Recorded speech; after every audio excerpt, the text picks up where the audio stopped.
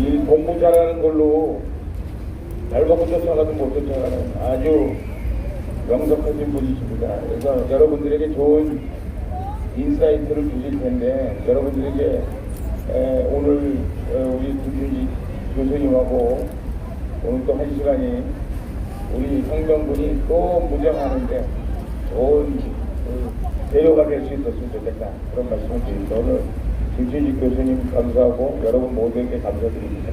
시작하시겠습니다. 네, 안녕하십니까. 지난 금요일날 소득주도 성장이 왜 잘 안 되고 있나에 대해서 말씀드렸습니다. 소득주도 성장을 한다고 하면서 최저임금을 인상하고 비정규직을 정규직으로 만들겠다. 52시간 근무제를 만들겠다. 예산을 확대해가지고서 복지를 증진시키겠다. 근데 다 제대로 안 됐다고 설명을 드렸습니다. 소득 최하위 20%의 소득은 1년 사이에 17.7%가 줄어들었고 마이너스 17.7%. 모든 게 제대로 안 된다. 그 이유는 이러한 일을 하려면 전제 조건이 있다고 이야기를 했습니다. 어떠한 조건이 충족돼야 이러한 정책이 제대로 구현될 수 있다. 생산성이 높아져야 된다. 기업과 장사하는 사람과 장사하는 가게나 일하는 개인의 생산성이 높아져야 되는데 생산성은 높아지지 않은 상태에서 임금을 올리고 근무 시간을 줄이니까 고용이 줄어들고 소득이 줄어들게 된 것이다. 또 비정규직을 없애고 정규직으로 만들려면은 고용의 유연성이 보장되어야 된다. 사람을 고용했다가 장사가 잘 안 돼가지고 좀 줄여야겠으면 쉽게 줄일 수 있어야 되는데 우리나라는 어떻게 됩니까? 빨간 조끼 입고 머리에 띠띠고 나와서 으쌰으쌰 합니다. 그러면 고생하죠. 이러한 전제 조건이 해결되지 않은 상태에서 소득주도 성장 정책을 했다가 재미 못 봤죠. 그러면은 내일을 위한 경제 정책은 어떤가 한번 우리도 오늘은 생각해 보고자 합니다. 내일 우리 후손들은 내게 물려줄 이 나라는 어떻게 만들어가야 될 것인가 하는 거창한 건 안 되고요. 한 경제정책 측면에서 말씀을 드리겠습니다. 한 250년쯤 전에 영국에서 산업혁명이 처음 일어났습니다. 산업혁명은 뭡니까? 옷감 짜는 기계가 만들어졌죠. 집적입니다. 옷감 짜는 기계가 만들어지니까 100명이 만들던 옷감을 한 10명에서 만들 수 있죠. 그러면 90명은 뭐합니까? 놀아야죠 뭐. 옷감 짜는 데 있으면 방해 만들죠. 그럼 실업자가 됐어요. 실업이 되면은 할 일이 없어지죠. 할 일이 없어지면 소득이 줄어들고 소득이 줄어드니까 이제 실력행사가 나왔습니다. 실력행사를 했습니다. 그걸 우리는 기계 부수기 운동이라고 합니다. 러다이트 운동. 기계를 부수면 뒤쪽에 옷감 짜는 기계를 부셔버리면은 내가 다시 옷감을 짤 것이다. 부쉈어요. 부수니까 무슨 일이 벌어집니까? 부서지고 다시 자기들이 옷감을 짰나요? 깜빡 갔겠죠 뭐. 옷감 짜는 기계를 다시 만들었죠. 직종이 한번 만들어 봤으니까 쉽게 만듭니다. 그리고 어떻게 하나요? 또 와서 부수면 안 되니까 경찰을 고용하겠지 뭐. 경찰 제도가 생기죠. 그런데 도시국가 국가제도가 치안 유지를 위해서 생겨납니다. 누가 그 돈을 냅니까?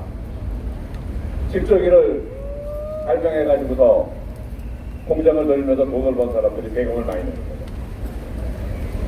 자, 그렇게 해가지고서 직장을 잃어버린 사람들이 다시 직장 찾는데 얼마나 걸렸을까요? 1년? 조금 더 올라가고 있고 10년? 100년? 100년 이상 걸렸습니다. 이게 산업혁명이죠. 18세기, 19세기까지 산업혁명에 동참한 나라들은 세계 강국이 됐습니다. 19세기까지 제일 마지막에 산업혁명에 동참한 나라가 어딘지 아십니까? 지금 우리나라하고 시끄러운 일본입니다. 제일 마지막에 산업혁명에 동참했습니다. 그러던 나라가 한 40년, 50년 지나니까 미국과 태평양 전쟁을 벌이죠. 그게 산업혁명을 제때한 결과죠. 그 와중에 한반도를 집어삼키고 만주를 집어삼키고 만주국을 만들었죠. 중국까지 쳐들어가서 중국 정부를 저 멀리 쫓아내고, 그럼 중국은 왜 쫓겨났을까요? 산업혁명을 하지 못했습니다. 우리나라는 왜 나라를 뺏겼을까요? 대원군 때 세국 정책을 했죠. 그럼 산업혁명할 수가 없죠. 뭐 직저희가 있는지 뭐가 있는지 어떻게 알아요? 그러한 산업혁명을 우리는 언제 했습니까? 1960년대 한일 청구권 돈 받고 여자분들은 머리 잘라가지고 가방 만들어 팔고 월남 가서 생명수당 받아오고 독일의 광복 간호원 가서 번 돈, 중동 지역에 가서 땀 흘려 번 돈 가지고 포항제철도 짓고 경부고속도로도 놓고 여러 공장도 놓고 산업혁명을 했습니다. 자, 그러면 또 한 가지 질문을 드려보겠습니다. 20세기에 1900년부터 1999년까지 산업혁명에 성공한 나라가 몇 개나 있을까요? 딱 하나 있습니다. 어디입니까? 우리나라. 네. 맞추셨습니다. 20세기에 산업혁명에 성공한 나라는 딱 한 나라 있습니다. 대한민국. 거기에는 누가 뭐래도 잡히지 않는 것이 훌륭한 지도자가 있었다. 네, 박정희 대통령이죠. 민주화를 하고 민주투쟁을 했다던 김영삼 대통령 시절에 무슨 일이 있었습니까? IMF. 민주화하면 어떻게 돼요? 결국은 안 좋아요. 왜? 하던 게 으쌰으쌰만 했으니까. 경제는 어떻습니까? 으쌰으쌰 한다고 밥 먹여줍니까? 땀 흘려 일해야 밥을 먹는 거죠? 예. 2016년 다보스 포럼에서 클라우드 슈바그라는 사람이 4차 산업혁명이라는 이야기를 했습니다. 지금은 네 번째 산업혁명이 일어나고 있다.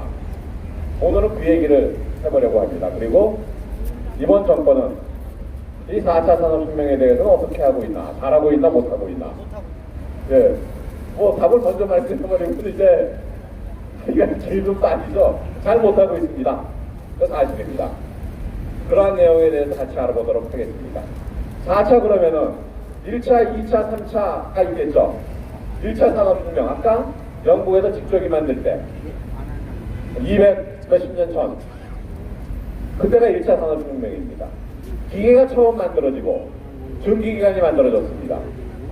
석탄 떼가지고서 수증기 가지고서 돌리는 거. 기차, 전기기관차, 기선. 노도 없는데 배가 굴러와가지고서 코를 꽝꽝 쏴대니까 어떡해요? 행복해야죠.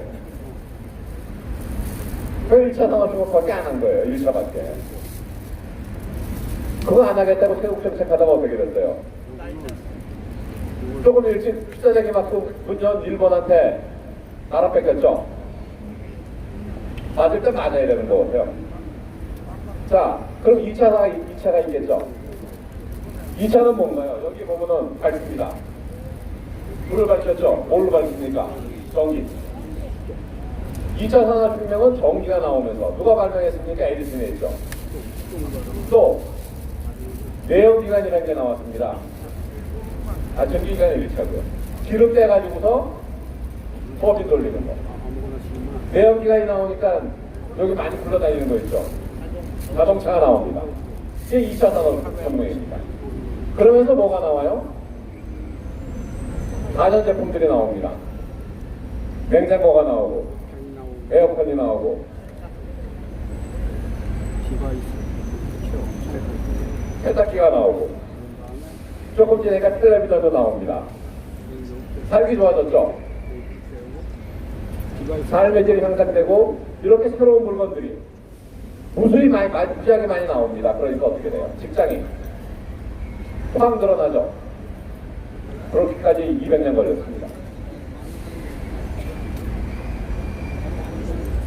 이 1차 산업혁명, 2차 산업혁명을 19세기 1800년대에 한 나라들은 일본까지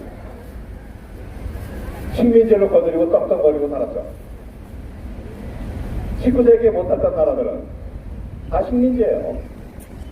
땅이 좀 마음에 든다 싶으면 식민지입니다. 그건 내 틀림에 있어요. 그냥 가서 이 노도 없는 배가 굴러가서 대포빵 하면서 행복하는데, 자, 그러다가 1970년, 80년대 들어오면서 컴퓨터라는 게 나오죠. 컴퓨터. PC가 나옵니다. 그때를 한때 정보혁명, 정보화 시대라고 이야기를 했죠. 그걸 3차 산업혁명이라고 합니다.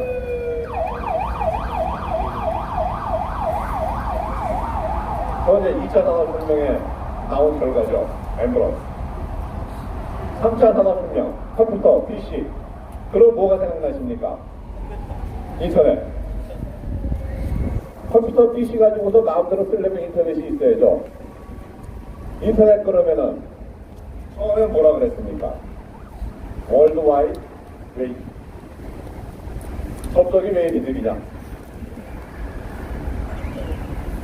그때 안 계셨을 것 같은데 1990년, 95년, 7, 8년 얘기인데 누구시네? 자, 1997년에 뭐가 있었습니까? IMF. 나라 경제가 폭망했죠. 1차, 2차 산업혁명을 박정희 대통령 시절에 좀 두들겨 패기도 했죠. 강제로 끌고 가면서 성공시켰습니다. 경부고속도로 놓을 때 이거 왜 놓냐 그랬던 사람들이에요. 그때 소달구 지나 왔다 갔다 하는데 4차선 도로가 왜 필요하냐. 지금은 뭐라 그럽니까? 그때 쪼잔하게 4차선만 나냐 16차선 놓지.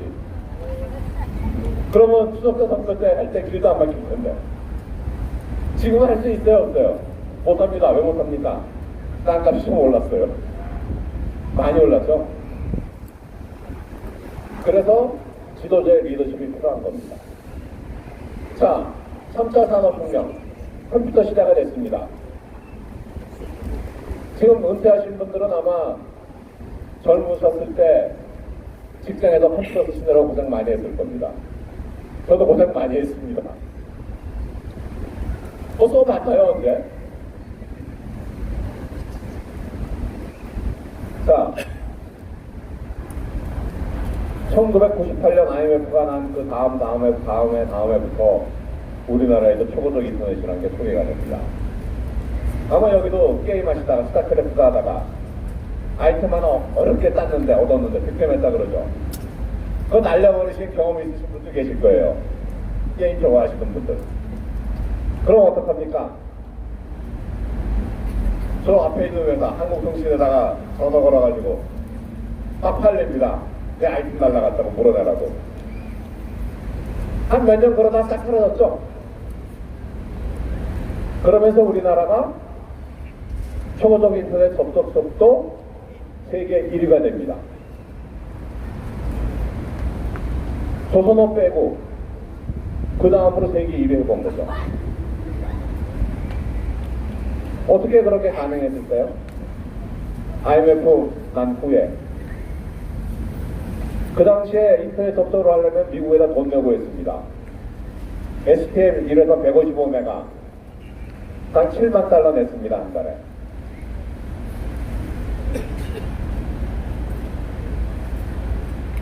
느려 터진 게임하다가 얻은 아이템 날라가던 걸 갖다가 그러지 않게 만들려면 팍 뜯어 고쳐야죠. 모든 걸 다 뜯어 고쳤습니다. 통신 인터넷 서비스 하는 것 중에 시스코의 대형 라우터 빼고는 2년 만에 다 바꿔버렸습니다. 다 바꾸는데 이제 가격이, 구매 가격이 2배, 3배 뛰면은 아무 소용없죠. 값이 비싸졌으니까. 구매 가격은 몇 분의 1, 10분의 1까지 낮췄습니다. 그러니까 그때 3만원에 지금도 3만원이에요. 그때 해놓은 게 지금도 그대로 쓰고 있습니다. 그때 아파트에 광을 집어넣습니다. 네, 광맨이라 그러는 거예요. 그거 하면 끝내지가 조금 없다 그러죠. 그거 2001년에 집어넣기 시작했습니다. 걔네들은 바꾸는 게 없어요. 저도 저 회사에 근무했지만 바꾸질 않습니다. 뭐 그때 거 그냥 써도 되는데요. 뭐 그때 얼마나 잘해놨나 알 수 있죠. 한번 잘해놓으면은 그 후손들이 재미 보고 살아요. 그렇게 되니까 이제 KT에 있었던 시절 얘기 조금 이야기를 하자면요. 그 당시에 KT가 한국통신 시절입니다. 공사 시절에. 뭐 공전이기니까 솔직히 얘기하면 개판 5분 전이에요. 외국에 이제 전화 가자. 외국 전화회사에. 그럼 전화회사는 잘 받아줍니까? 이번에 우리 국회의원들이 일본에 가서 받아줬어요? 안 받아줬어요? 안 받아줬죠. 왜? 맨날 와가지고서 이에 와서 이거 물어보고 저에 와서도 이거 물어보고 또 다른 사람 와서 이거 물어보고. 자, 너희 참 이상하다. 한 명이 와서 물어봤으면 가져가서 가르쳐주면 될 거 아니야. 절대 안 가르쳐주죠. 그런데 2002년에 미국 FCC 통신위원회의 수석국장이 찾아왔습니다. 한국에 왔길래 만나주기 추천해가지고 르네상스 호텔일 거예요. 거기에서 세미나를 하고 있으니까 거기 가서 필요하신 것 들으시오. 그랬더니만 그때 본사가 여기 아니고 분당에 있었습니다. 정보통신부에다가 연락을 했어요. 그 사람이. 미국의 연방통신위원회 이제 수석국장이니까. 그러니까 이제 공무원 중에서 최고위죠. 장차관 빼고는 최고위니까. 정보통신부에서 한국통신으로 전화가 딱 갑니다. 야, 너희는 왜 안 만나주겠다 그래가지고 귀찮게 하냐. 그럼 30분 동안 만나줄게. 뭐라 그러쇼? 그래서 그 얘기할 사람이 이제 제가 얘기해야 되니까 더 쳤더라고요. 빨리 들어오래요. 들어가다 보니까 30분 동안 설명을 하는 시간 잡아놓고 하는데 외국 사람이죠. 영어로 해야죠. 또 우리나라 사람들도 같이 있으니까 영어 한 번 하고 한국말 한 번 하려니까 시간이 말이 30분이지 15분밖에 안 되죠. 조금 하다가 우리나라 사람 배석한 사람들한테 그냥 영어로 할게. 그리고 2시간을 했습니다. 가지도 않고 메모도 잘하더라고요. 미국 관리들이 한국 사람하고 이야기할 때 메모 잘 안 합니다. 왜? 맨날 가르쳐 주는 거니까. 최초로 배우고 갑니다. 또 영국에 BT라는 회사가 있습니다. 브리티시 텔레콤. 미국, 영국의 제일 큰 전화회사입니다. 거기 회장이 사장단들한테 회사가 여러 개 있으니까 사장단한테 한국 가서 죽어도 인터넷 배우고 와. 회장이 명령을 딱 했습니다. 그러니까 어떻게 돼요? 연락이 옵니다. 자, 방문 좀 하자. 그랬더니만 해외 사업 담당하던 친구가 뭐라 그러냐면 더 쉽게 예스하면 안 됩니다 그러는 거예요. 왜? 왜 그러니? 그랬더니 우리 나가서 한번 방문하겠다 그러려면은 쟤들이 FCC 속입니다. 한참 걸려야 겨우 예스해 줍니다. 그냥 오라 그래. 지금 초고속 인터넷 가지고 우리가 가르쳐 줄 게 있을지 모르지만 요건 조금 지나가면 또 가서 배워야 돼. 그래가지고 사장단 다 금방 불러서 CEO도 만나게 일정 잡아주고 다 해서 보낸 적이 있습니다. 그 다음에 다시는 안 오더라고요. 그 다음에 자기네들도 이제 다 안 거죠. 간단한 거지만 모를 때는 힘이 되는 겁니다. 그렇게 3차 산업혁명까지 잘 나갔습니다. 3차 산업혁명 말기에 우리나라는 진짜 비약적인 도약을 합니다. 삼성전자가 스마트폰 생산 세계 1위 했죠. 갤럭시 가지고 텔레비전 무동의 세계 1위입니다. 또 D램 세계 1위죠. 거기에 삼성전자가 다 들어가 있죠. 디지털 TV에는 LG전자도 껴 있고요. D램에는 2위 업체로 SK 하이닉스가 있습니다. 스마트폰 3차 산업혁명 마지막 부분에서 큰 부상을 했는데요. 삼성전자가 별거 아니에요. 애플이 아이폰을 내놨습니다. 그러니까 구글이 안드로이드를 OS를 공개를 했어요. 누구나 갖다 써라. 삼성전자가 잽싸게 자기네들이 하는 거 포기하고 잽싸게 갖다 쓴 거예요. 그래서 문을 확 열어버린 거죠.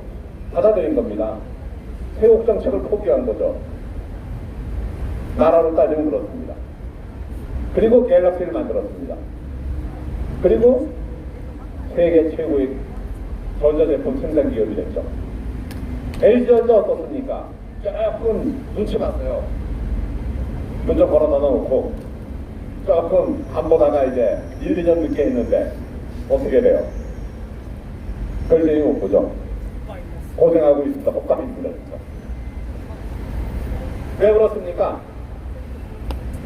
변화가 시작될 때는 변화에 제일 앞장서 가야 뭐 건질 게 있는 겁니다. TV 한 10여 년 전까지만 해도 우리나라 텔레비전 회사들은 외국에 가면 명함도 못 내립니다.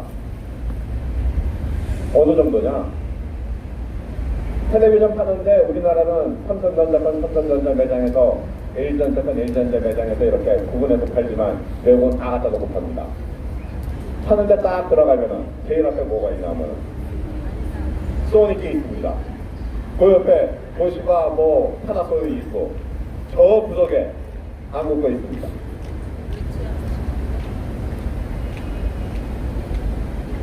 그러던 게 2005년에 정부가, 그때 방송위원회입니다. 무슨 결정을 하나 하면은 우리나라는 아날로그 방송에서 TV, 디지털 방송으로 바꿀 때 HDTV로 한다. 그것도 풀 HDTV로 한다. 해상도 좋은 걸로 한다는 겁니다. 그러면 풀 HDTV 만들어 팔아야지 우리나라 시장이라도 차지하죠. 그러니까 삼성전자, LG전자 열심히 만들었습니다. 디지털 TV를.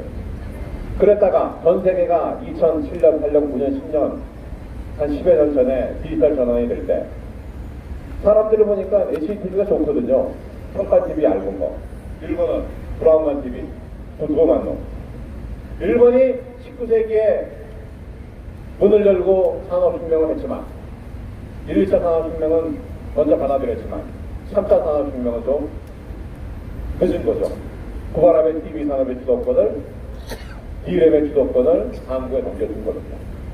그래도 일본이 1, 2차 산업에서는 강자입니다. 자, 그러면 4차 산업혁명은 뭡니까? 그 후입니다. 자, 최근에 여러분들 공유경제 이야기 많이 들어보셨을 겁니다. 공유차량. 공유차량 그럼 뭐가 생각납니까? 카카오, 아플 서비스. 자동차가 세워놓는 시간이 많죠. 주차장에. 그 시간에 다른 사람이 쓰면 안 되냐는 게 공유차량의 개념입니다. 그러니까 우리나라 무슨 일이 벌어졌습니까? 카카오 카풀에서. 택시 운전수들이, 택시 운전하시는 분들이 저거 하면은 내 밥줄 떨어진다. 빨간 조끼는 입었지만 빨간 조끼 머리 뒤두르고 나왔죠. 그러니까 정부가 뭐라 그랬습니까? 이해 관계자들 간에 사회적 협의를 해봐라. 카카오카풀한테 요구한 거죠. 이해관계자가 누구예요? 택시 운전수입니다. 차량 소유자. 차 가진 사람이 이렇게 나눠줄 테니까. 그래서 국민은 어디로 가고 없어요. 그런데 그 중에서 택시 운전하시는 분이 동의해 줄까요? 안 되죠. 그걸 정책이라고 내놓고 있습니다. 그러면은 4차 산업혁명하면 공유경제 얘기를 하는데 카카오 카풀 서비스를 못하게 만들어놨죠. 자기네들은 사회적 협의를 해와라가 아주 끝내주는 정책이라고 생각을 했는데 사실은 규제도 그런 규제가 없는 겁니다. 산업 발전을 4차 산업이 활성화되는 걸 갖다가 원천 봉쇄해버린 거죠. 공유주택은 뭡니까? 관광지에, 주로 관광지에서 하죠. 내가 집을 안 쓸 때 다른 사람들이 그 집을 사용할 수 있도록. 미국의 에어비앤비. 우리나라도 공유주택 잠깐 지금도 한 번 있습니다. 근데 어떻게 하렵니까? 외국인에게만 해라. 그거 하게 해준 것도 달라한 게 아니에요. 평창 동계올림픽 때 호텔 부족하죠, 강원도에. 그러니까 물 먹혀 잘 먹기로 하라고 하면서 외국인한테만 해라. 그럼 잘 될까요? 안 되죠. 공유 주방. 음식점마다 주방 시설을 많이 해야 되죠. 음식을 크게 하려면 주방도 커져야 되고. 그런데 조그맣게 하려면 주방이 부담이 됩니다. 또 주방을 여러 기업들이 같이, 여러 음식점이 같이 할 수 있도록 해주는 게 공유 주방이에요. 근데 그것도 못해요. 왜 못합니까? 물어볼 필요가 없어 답을 말씀드려야지. 우리나라 법은 한 음식점은 한 개의 주방을 가지고 있어야 된다. 공유하면 안 되는 거죠. 자, 4차 산업혁명의 꽃처럼 나타난 서비스인 공유경제. 우리나라는 하기 어렵게끔 정책을 만들어가고 있습니다. 그러면서 4차 산업혁명을 해야 된대요. 이게 주사파 4파 정권이 하고 있는 경제정책의 실천입니다. 자, 4차 산업혁명 그러면은 이 공유경제를 얘기하는 게 아닙니다, 원래는. 뭘 얘기하냐? AI, 인공지능, 로봇도 그냥 로봇이 아니고 혼자 움직이는 로봇, 지 혼자 마음대로 움직이는 로봇, 그 다음에 바이오 생명공학, 우리 생명을 연장시켜주고 건강을 지켜주는 약품 같은 걸 만드는 바이오 산업. 이 세 개 산업이 핵심입니다. 근데 우리나라 경제정책 중에 이 세 개를 뭐 어떻게 해보겠다는 거 들어보신 적 있으세요? 지금 기껏하는 게 뭡니까? 반도체 산업 육성하겠다. 3차 산업혁명의 마지막 부분에 우리나라가 세계 탑이 이미 된 거예요. 탑이 됐으니까 어떻게 하면 됩니까? 내버려두면 돼요. 내버려두면 삼성전자, 하이닉스, GD 계속 그 위치를 유지하기 위해서 알아갑니다. 그런데 정부가 손을 대면 망해만 합니다. 열심히 잘 뛰고 있는데 잘 거둔 거나 똑같아요. 중국은 어떻게 하고 있나? 중국도 이 세계 AI, 인공지능, 로봇, 바이오 산업을 하지 않고는 안 되겠는데 가만히 보니까 AI가 제일 중요한 것 같다. 어떠한 정책 목표를 세웠나 하면은 AI를 통해서 경쟁력을 확보하겠다. 그럼 어떻게 해야 됩니까? 누구를 이겨야 됩니까? 미국. 미국과 경쟁하려면 AI를 잘해야 된다. 그런데 가만히 봐도 지들도 머리 있죠. 미국한테 이기는 게 그냥 해서는 안 될 것 같거든요. 비상한 정식 수단을 내놓습니다. 중국의 IT 업체가 크게 세 개가 있어요. 바이두, 알리바바, 텐센트. 이 세 개 기업이 AI 각 분야를 다 하겠다 그러면 어떻게 될까요? 힘이 분산되겠죠. 힘을 모아야겠죠. 그래서 각 기업별로 한 가지씩만 하라 그럽니다. 어떤 기업은 자율자동차 해라. 어떤 기업은 영상 판독하는 거. 암 환자 같은 사람 CT 사진 찍은 걸 보고 이게 뭔지 판독해주는 기술. 굉장한 어려운 기술입니다. 또 어떤 기업한테는 스마트 시티만 해라. 스마트 공장 그런 것만 해라. 또 한 기업한테 아이플라이텍이라는 기업한테는 자연어 처리만 해라. 다른 기업은 그거 하지 마. 조정을 해줍니다. 그러면 각 분야별로 어떻게 해야 힘이 기술개발 역량이 보이겠죠. 성공할지 안 할지 모르지만 현재까지 성공했습니다. 제가 2017년 말에 한 아이플라이텍을 방문해 한 적이 있습니다. 자연어 처리. 제가 에트리에 전자통신정보사 감사로 있을 때 시절인데요. 자기네들이 한국어 처리 잘한대요. 그거 다 봤습니다. 다 보니까 한 회사에 자연어 처리만 하는 한 회사에 엔지니어가 5,000명이 있습니다. 한국의 전자통신연구소, 국책연구소에 몇 명 있을까요? 100명. 조금 줄여보세요. AI 전체가 한 70, 80명이 있고 자연어 처리는 한 30명 있습니다. 근데 중국은 한 기업이 대학이나 그런 데서 그거 하는 거 빼고요. 기업만 5,000명이 있습니다. 경쟁이 될까요? 안 될까요? 그래도 한국은 우리가 제일 잘한대요. 저도 가서 뻥을 쳤죠. 한국은 우리랑 하자. 우리가 너희보다 잘한다. 당연히 잘하죠. 왜? 중국 사람들은 한국어에 대해서 관심이 없죠. 미국 사람도 관심이 없습니다. 우리만 한국어 중요한 줄 알고 굉장히 많은 사람이 쓰는 줄 알았는데 해외 나가면 안 통해요. 글로벌 시대입니다. 세계 시장에서 경쟁을 하는 시대입니다. 그런데 우리나라 정책은 뭡니까? 우리 민족끼리 세국 정책하자는 거죠. 우리끼리 세국입니다. 사고 방식이 이제 젖어 있는 거예요. 그러니까 문호 개방을 안 하는 거죠. 카카오 카풀 서비스 세계 확 밀어붙여줘야죠. 안 밀어붙입니다. 왜? 택시 운전수들이 반발하는데 그 표가 엄청나거든요. 박정희 대통령 시절에 포항제철 반대할 때 반대 무릎 꿇었습니다. 경부고속도로 박정희 대통령 한 명 뺀 모든 사람이 반대했다 그러죠. 그 반대를 무릅쓰고 밀어붙였습니다. 그 결과 우리는 잘 살고 있습니다. 이같이 미래를 위해서 내다보고 해야 됩니다. 여러분들 AI 그러면은 우리는 이벤트 한 번 한 적이 있죠. 10년 벌써 지났는데요. 이세돌이란 아주 잘 노는 사람이 알파고한테 어떻게 됐어요? 깨졌어요. 그거가 컴퓨터한테 졌습니다. 저도 그때 그래도 이세돌이 이기지 않겠다 예측을 했다가 박살나게 깨진 겁니다.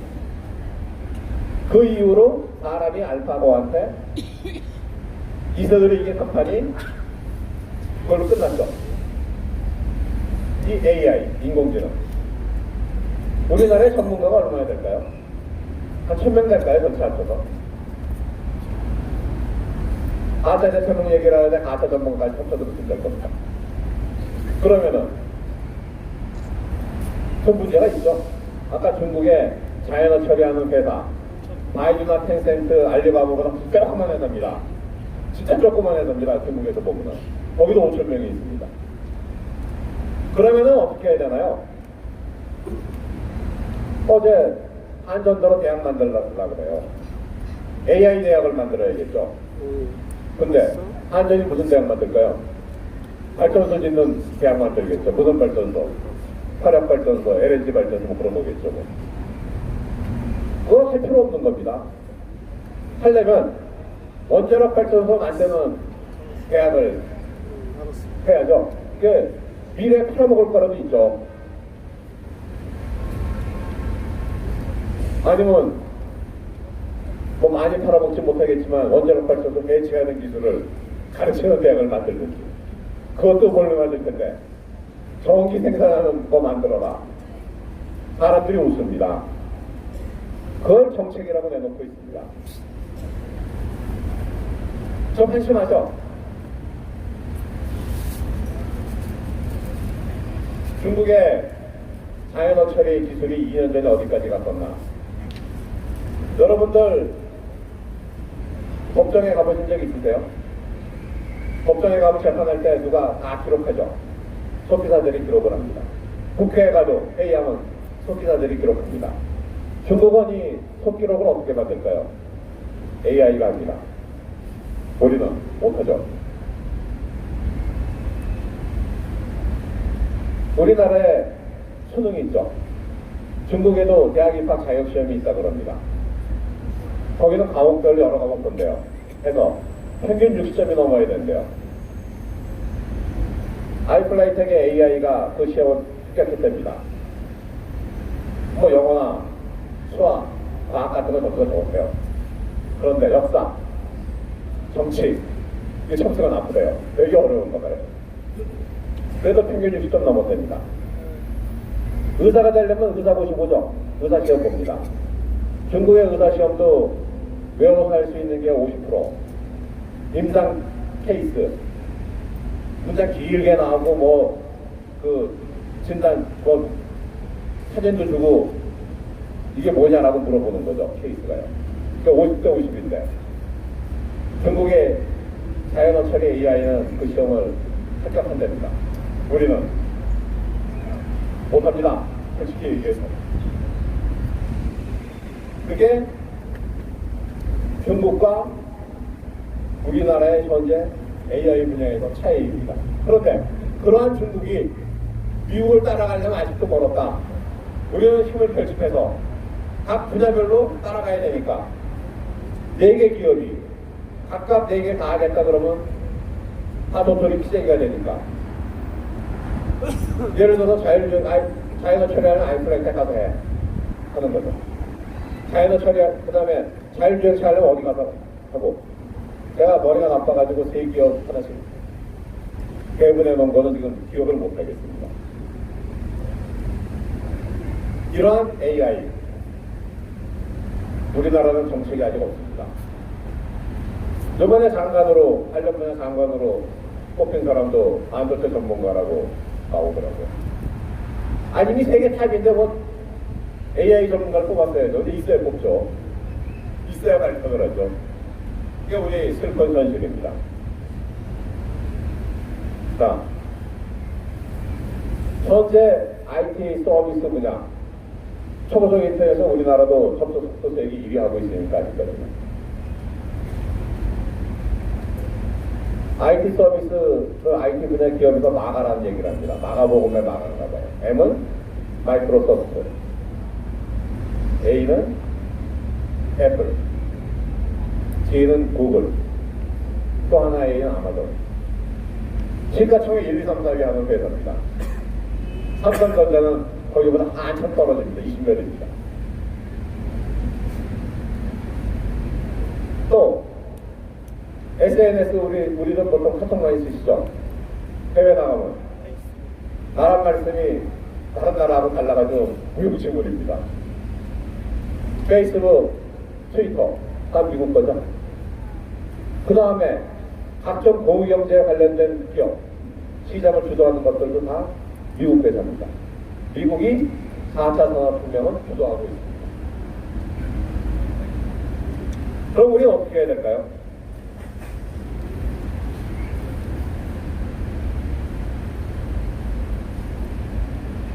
이러한 미래에 우리가 해야 될 4차 산업혁명, 우리 후손들한테 잘 만들어서 넘겨줘야죠. 박정희 대통령 시대의 1, 2차 산업혁명, 그 후에 3차 산업혁명 만들어서 지금 우리나라 소득 3만 불 시대까지 왔습니다. 그런 후손들한테 잘 나눠 돌려주려면 4차 산업혁명, 따라가야죠. 인공지능 AI에 대한 투자를 해야 되고, 로봇이 이제 자기 혼자 움직이는 로봇이니까 AI의 로봇이 합쳐지면 자율주행차, 자율주행 드론 생각하시면 됩니다. 이제 우리나라 어떨까요? 자율주행차 예를 한번 말씀을 드리면, 미국의 캘리포니아주에서 구글의 웨이버라는 자율주행차가 도로에서 손님을 태우고 운행할 수 있도록 허가를 했습니다. 돈은 못 받고 운전수가 운전석에 앉아 있어야 된다. 혹시 사고 날 때 대비해서 도로 주행을 허가했습니다. 그렇다고 운전석에 앉아 있는 사람이 운전하는 게 아닙니다. 비상사태에 차를 세우고 그냥 조치만 하는 거죠. 도로에서 하도록 해줬고, 아리조나주 피닉스 인근에 있는 조그마한 도시에서는 택시 서비스를 하도록 허가가 돼 있고 하고 있습니다. 우리나라는 아직 멀었죠.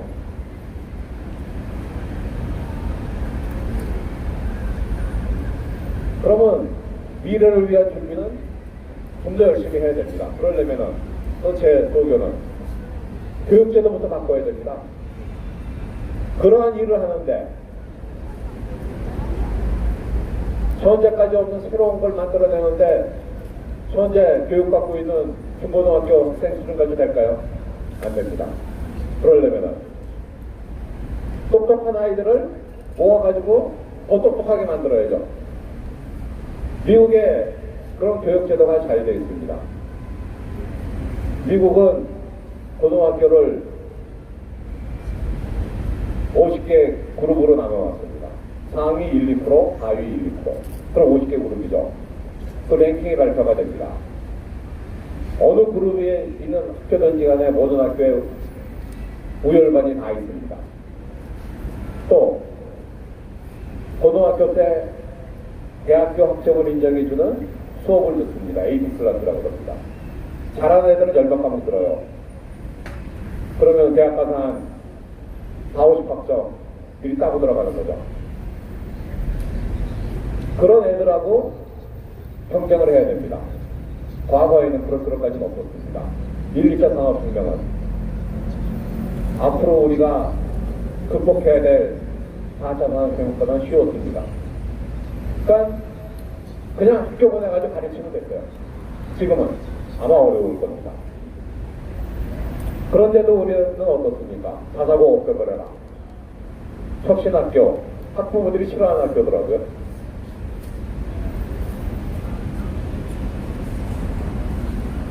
그렇기 때문에 이게 교육제도가 문제입니다. 또 뭐가 바뀌어야 되냐? 경제정책에, 기술정책에 초점이 바뀌어야 됩니다. 지금은 반도체에 딱 꽂혔죠.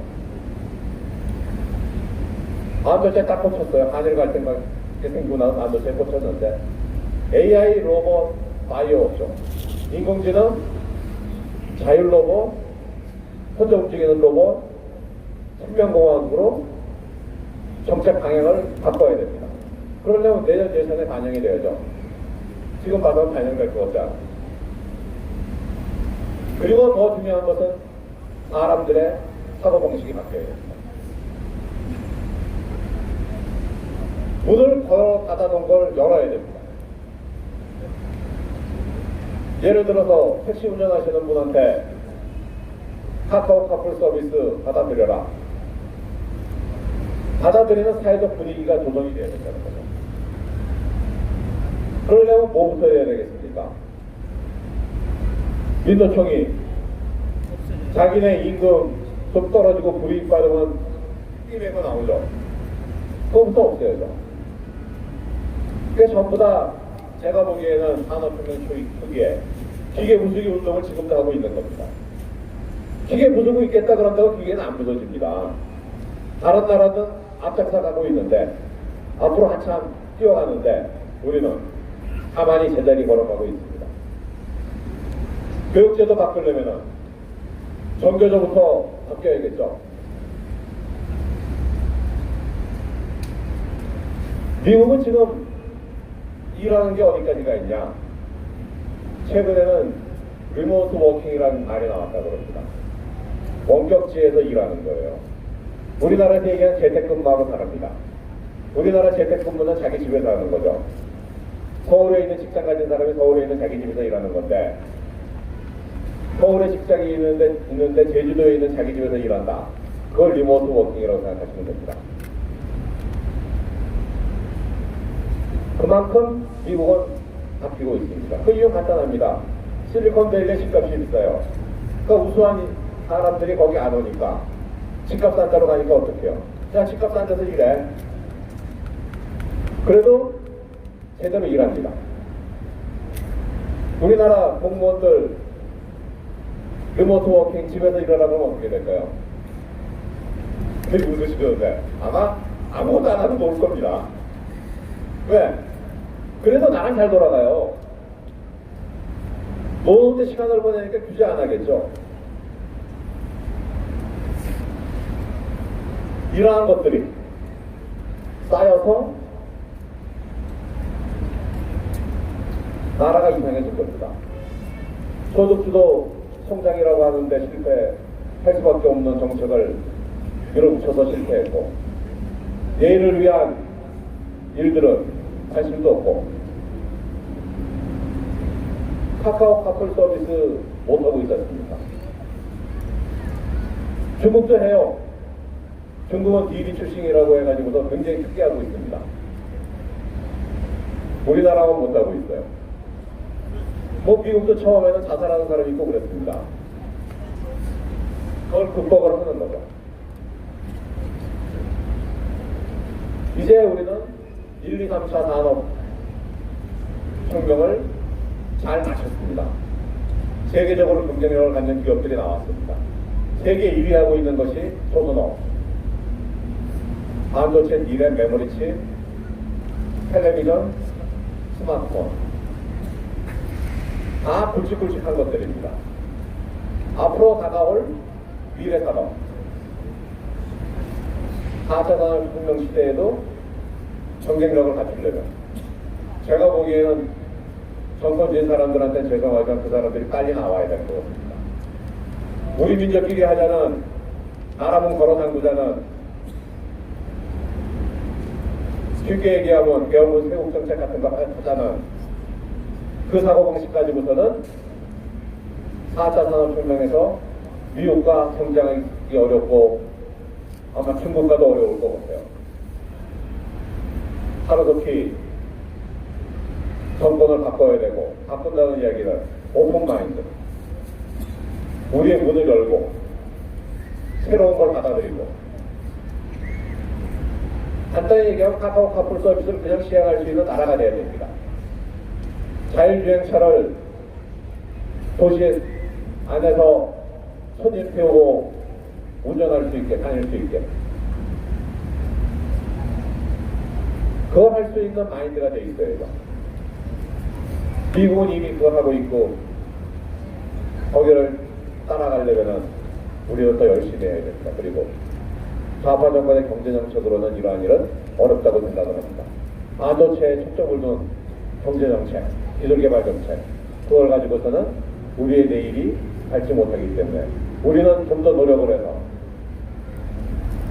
새로운 우파 정권을 창출하고, 우파 정권의 경제정책은 경쟁력을 향상하고 생산성을 향상해서 소득을 높이고 미래를 위한 새로운 산업에 집중 투자하는 그러한 리더십을 발휘할 수 있는 지도자가 새롭게 나오기를 바랍니다. 감사합니다. 질문 있으세요?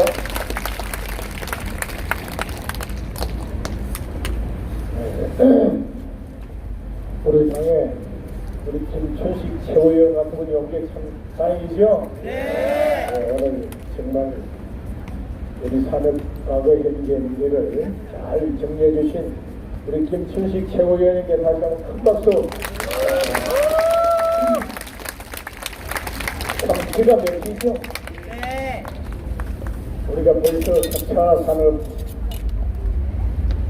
시대로 접어들어야 하는데 북창 가지고 싸우겠다고 하는, 그것도 서울대학을 나온 친구가 민정수석을 하다가 법무부 장관이 되는 기가 막힌다. 지금이 어느 시대 때 북창 들고 싸우겠다. 인공지능이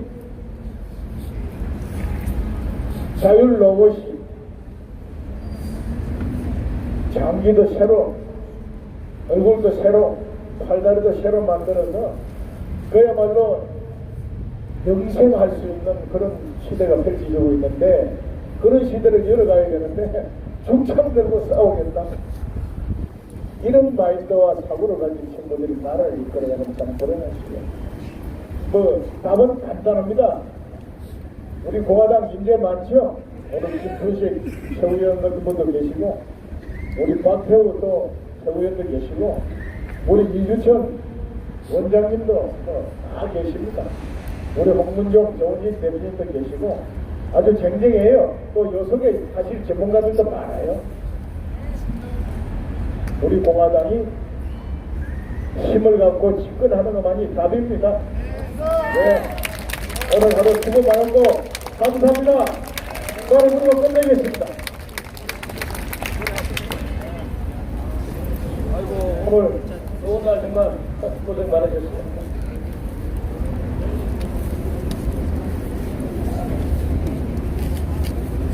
내일 또 집회하는데 내일 힘든 날이니까 오늘 일찍 가셔가지고 일찍 주무시고 가세요. 하루 종일 집회하고 내일은 야간 집회까지 또 우리 아직 모르니까.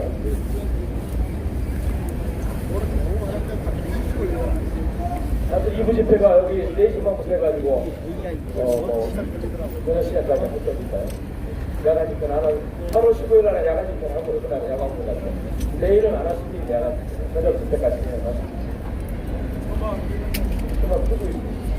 조작이 좀 익숙한 사람들이 많아요.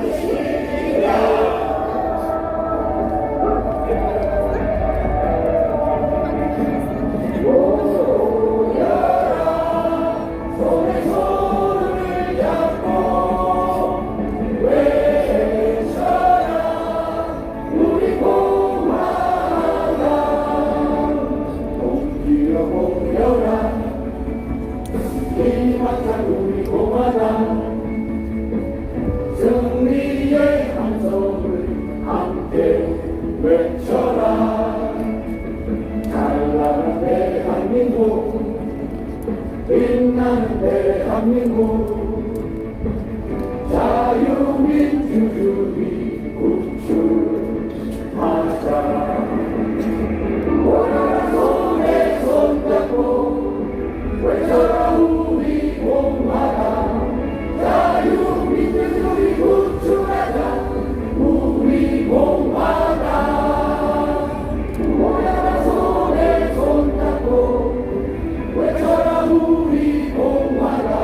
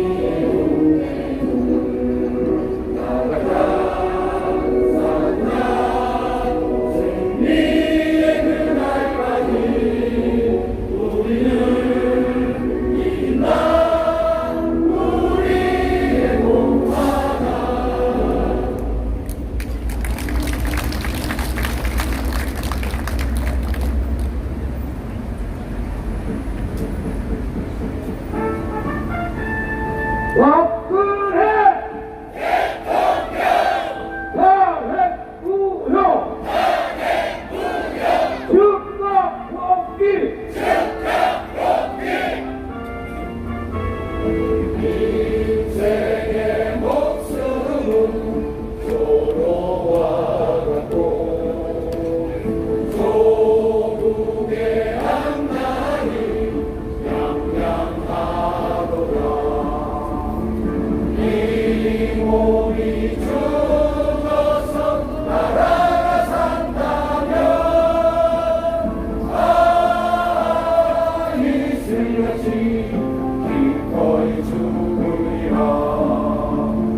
이 몸이 죽어서 나라가 산다면 이슬같이 기꺼이 죽으리라.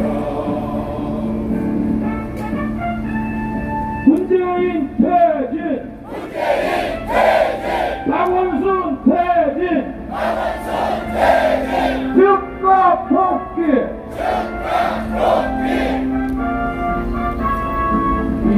인생의 목숨은 조로와 같고 조국의 앞날이 양양하도다.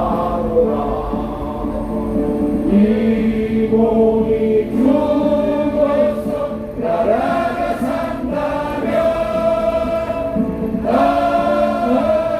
이슬같이 기꺼이 죽으리라.